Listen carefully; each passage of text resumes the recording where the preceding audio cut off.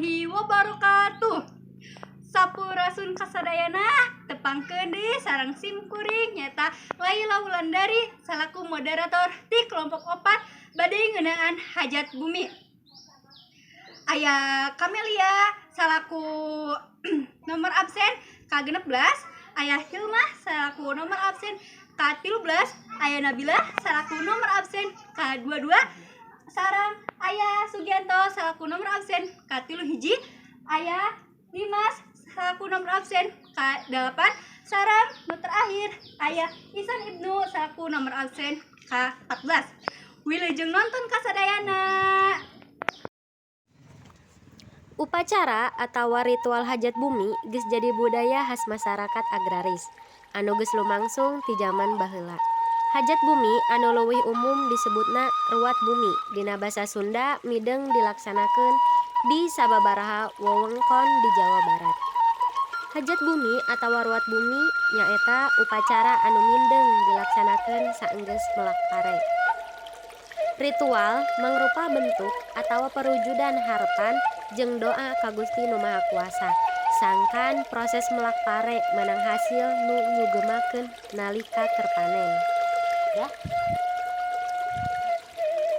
Sacara umum, ritual lumangsung di parapatan jalan anu miboga harti salaku puseur pasamuan masyarakat nalika aya acara badak kaasup ruat bumi.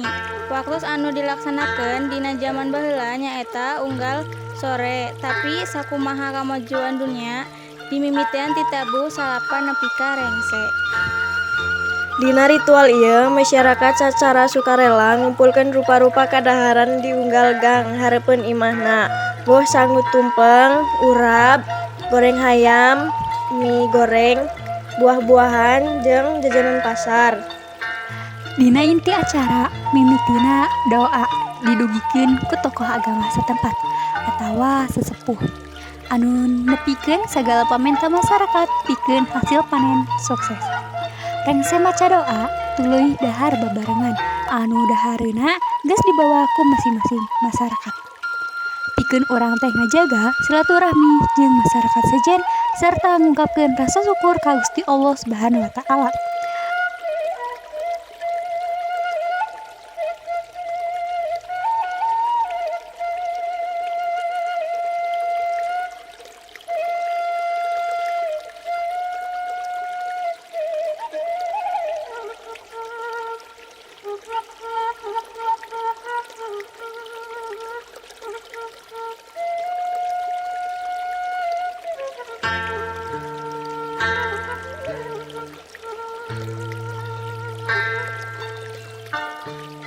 Saenggeus dahar bareng teh tuluy kabeh masyarakat musapahahan samemeh balik ka imahna masing-masing.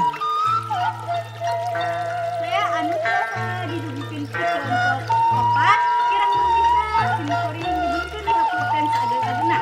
Daun warung meuli cikun mulana kamangkatan. Sakitu tiasa dipikahakeun hapunten gini aya kalepatan. Wabillahi taufiq wal hidayah. Wassalamualaikum warahmatullahi wabarakatuh.